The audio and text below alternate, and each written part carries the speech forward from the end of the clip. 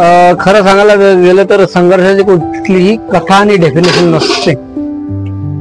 तर माझं युवांना एक संदेश आहे सांगण्याचा की शिकले सवरले पण रस्त्यावरही काम करायला तुम्ही लाजू नका, कारण तो स्वतःचा व्यवसाय आहे. तुम्ही दुसऱ्याचे गुलाम आहेत नाही. मी खास करून आपले मराठी युवक हे लाजतात. डॉक्टरकडे 3000ची नोकरी करतात लिहायला, पण रस्त्यावर व्यवसाय करायला घाबरतात. तर माझं स्वतःचं एज्युकेशन MA इन सायकोलॉजी आहे, ज्वेलरी मेकॅनिक मध्ये डिप्लोमा आहे आणि सायबर लॉ मध्ये PG डिप्लोमा आहे.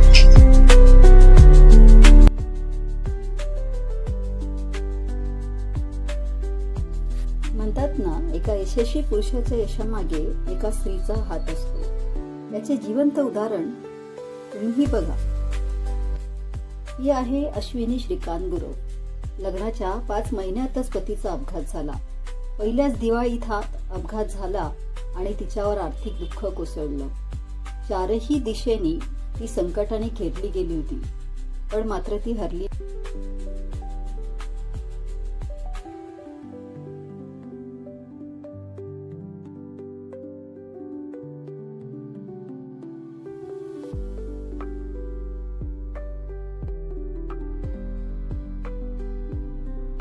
तिच्यावर अक्षरशः दुःख कोसळलं. तिच्यावर आर्थिक दुःख कोसळलं याचं तिला दुःख नव्हतंच, पण त्या पाठोपाठ तिला चारही दिशेने संकटाने घेरलं होतं. पण मात्र ती हरली नाही. तिने त्या परिस्थितीचा सामना केला. पती हँडिकॅप झाले होते, त्यांना आधार दिला आणि आज ते दोघे मिळून सेमिनरी हिल परिसरात फूड लॉगिन नावाचे दुकान चालवत आहेत. आज त्यांचा हा बिझनेस नावारूपाला आला आहे.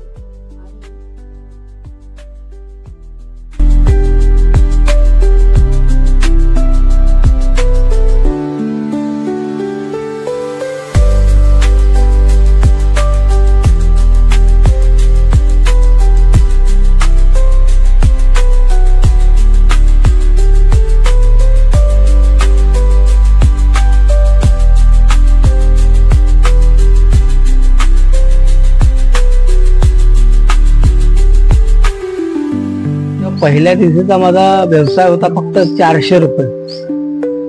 तर मी खचलो नाही, पण कंटिन्यू असं 2-3 वर्ष 1000च्या वरती माझा व्यवसाय नव्हता जात. तेव्हा खचलो होतो मी थोडस, कारण माझ्या घरचं सिलेंडर गेलं होतं, दुकानातलं सिलेंडर गेलं होतं. कसं करायचं? तर मला एका मित्राने शक्कर जर डब्बा आणून देत होता, तो मला जेवणाचा 8 दिवसाचाच आणून दिला. तर येऊन पैसे वगैरे जमवले, मग सिलेंडर वगैरे विकत घेतले. तर नंतर कोविड आला. कोविड मध्ये तर तुम्ही विचारू नका काय हाल झाले असं स्टेटवाल्याचे, कारण माझ्यासमोर काही जणांचं आत्महत्याचे प्रयत्न सुद्धा केले, माझ्याच मित्रापैकी काही लोक असते. तरी मी खचलो नाही.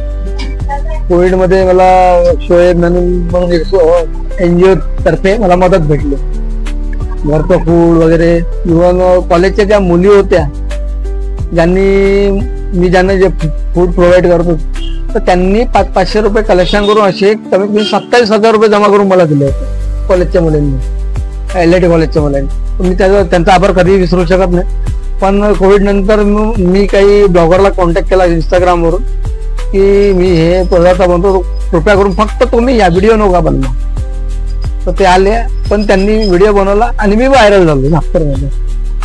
व्हायरल इतका झालो की माझ्याकडे न्यूज रिपोर्टर जसं लोकमत झालं, नेशन एक्स झालं, ते मोठे मोठे ब्लॉगर झालं, हे जवळ घ्यायला लागले. तर कंटिन्यू माझं ब्लॉगिंग चालूच आहे. आणि मी स्वतः पण इंस्टाग्राम काही पर्सेंट हँडल करून नाही मिळाले. स्वतः एक्वायर केली. रेंट वगैरे नाही, रेंट वगैरे नाही झाला. तो ऍक्च्युली कसं आहे, असं म्हणतात की मलाही नाही तो लॉ आहे किंवा नाही, पण मी वाचलं होतं कुठंतरी की दिव्यांगाला प्रशिक्षणासाठी जागा मिळते म्हणून मी शासनाच्या कायद्यात राहून 22 फूट आतमध्ये घेतली दुकान. ओके. आणि हे जे काही आता परिसर तुम्ही केला, झाडं वगैरे लावली, तर याची परमिशन मिळाली का? नाही, परमिशन नाही मिळाली. मी फॉरेस्ट डिपार्टमेंट कडे गेलो होतो, मिडला झाडं लावायची आहे मला, तर कुठेही लावा म्हणजे मिडला, फक्त रस्त्याच्या मधात नका लावा. तर हे पण तुम्हाला एवढी मोठी जागा जी त्यांनी दिली हॉटेलला, याच्यासाठी काही प्रोसेस होत्या का? नाही, प्रोसेस नव्हते. इथे ऍक्च्युली ही जागा होती अशी खडतड होती.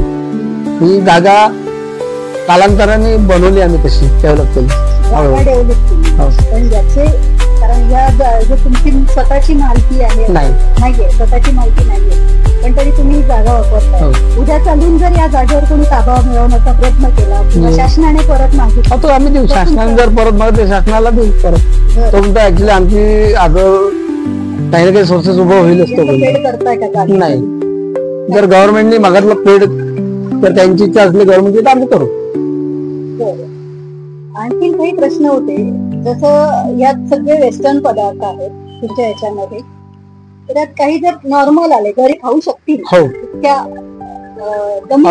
आहे. हे 30 रुपयापासून स्टार्ट आहे माझं. आणि वेस्टर्न जे आहे तेही एक रिझनेबल रेट मध्ये आहे माझं. तरी काय रेट असतो? जनरली मार्केटमध्ये पिझ्झाचा रेट 250च्या वर आहे. माझा 170 पासून स्टार्ट होतो पिझ्झाचे रेट. आणि सँडविच कोविडच्या आधी तर माझं 45 टाकणं होतं. 45 रुपये. आता काय रेट आहे? आता कमी कमी 100 आहे. कारण महागाई तशी वाढली आहे. महागाई म्हणजे रॉ मटेरियल्स वाढल्या, त्यामुळे मला महाग करावं लागलं. पण याचा परिणाम तुमच्या ग्राहकांवर झाला का? नाही, ग्राहक कसे आहे, मी बॉन्डिंग बनवून ठेवलं ग्राहकांचं. कारण रेट वाढले तर ग्राहकांचं प्रमाण कमी होतं. कॉम्पिटिशन असतात. पण मला एक समजतं, तुम्ही जर टेस्ट दिली आणि बॉन्डिंग जर क्रिएट केली तर कस्टमर तुमच्यासोबत किती महाग. फूड लॉगिन मध्ये मी लास्ट 2 इयर्स पासून येत आहे. हे याचं मेन रिझन म्हणजे टेस्ट आणि क्वालिटी आणि क्वांटिटी. हे सगळ्या गोष्टींमध्ये हे लोक एकदम प्रॉपरली सर्व करतात. मेन त्यांनी जे कॅफे कल्चर आहे ते स्ट्रीटवर आणलंय मेन यांचं. आणि खूप हार्डवर्किंग कपल आहेत हे. यांचं मला बॅकग्राऊंड ही माहिती आहे. फार अप्स अँड डाऊन्स यांनी बघितले आपल्या लाईफ मध्ये, आणि तरी पण कसली हार न मानता यांनी जिद्दीने लढून हे सगळं उभं केलंय यांनी. I really appreciate their efforts.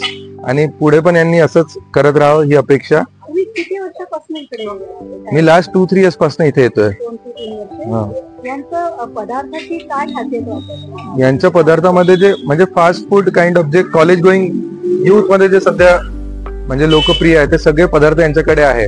आणि यांचा जो मेन्यू आहे तो यांनी स्पेशली असं कार्व केलाय की यंगस्टर्स जास्त पणे अट्रॅक्ट होतील. माझं नाव अश्विनी श्रीकांत गुरव. श्रीकांत सरांची माझं लग्न 2015 मध्ये झालं. त्याच्यानंतर 5 महिन्यांनीच यांचा ऍक्सिडेंट झाला. ज्या दिवशी 5 महिने झाले होते लग्नाला त्याच दिवशी ऍक्सिडेंट झाला बरोबर. आणि त्यावेळेस पहिलीच दिवाळी होती आमची. दिवाळी याच्यात हॉस्पिटलमध्येच गेली आमची वाली. त्याच्यानंतर मग घरचा किराया चढला अंगावर, सर्व केला. आणि घर मालकांनी किराया वाढून दिला एकदम. त्याच्यामुळे आम्ही तिथे विचार केला की काय करायचं. सगळं शून्यात येऊन गेलो होतो. जेवढंही सोनं होतं सर्व आम्ही यांच्या हाताला पूर्ण लावलं. त्याच्यानंतर काय करायचं विचार करत आधी म्हटलं की वडापावचा ठेला टाकायचा, नंतर म्हणे पांडीला टाकायचा, नंतर मग याच्यावर फूडच्या बिझनेस मध्ये आम्ही म्हटलं की चला सँडविच वगैरे टाकून बघू. त्याच्यानंतर मग काही दिवस तिकडे राहिलो माळगीनगरला. नंतर मग इकडे दुकानाकडे आम्ही शिफ्ट झालो. त्याच्यानंतर फॅमिली सगळी आली. म्हणजे पांडुर्ण्याला राहत होती फॅमिली सगळी आली. नंतर मग खूप उतार चढाव आले जिंदगीत. सिलेंडर नव्हतं घरी, खायला काही होतं नाही. त्याच्यानंतर काही होते एंजल, त्यांनी आम्हाला फूड प्रोव्हाइड केलं कोविड मध्ये वगैरे. त्याच्यानंतर एक मुलगी आली, तिने आमचा व्हिडिओ काढला दुकानाचा कुल्हड पिझ्झाचा. त्याच्यामुळे आमचं दुकान एवढं व्हायरल झालं की सगळ्यांचे आम्ही कर्ज फिटू शकलो. त्याच्यानंतर आमची परिस्थिती थोडी आता व्यवस्थित मॅनेज करावंच लागतं. सुरळीत चालू अशी आहे की सगळंच मॅनेज करू शकते.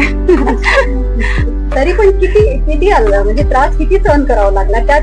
म्हणजे श्रीकांत सरांची साथ होतीच तुम्हाला आणि त्यांच्या साथ असल्यामुळेच तुम्ही आज इथे आला किंवा एकमेकांची साथ असल्यामुळेच तुम्ही हा बिझनेस करू शकला. आता माझी मुलगी छोटी होती तर दुकानात कसं यायचं तिला सोडून. तर यांची बहीण आहे ती पण हँडिकॅपच आहे. ती त्या मुलीला बघते आणि घरचे वगैरे कामं ती पण करते. मी पण हातभार लावू लागते घरच्या कामांना. ते झालं की 4 वाजता मग इथे आम्ही दोघं दुकानात येतो.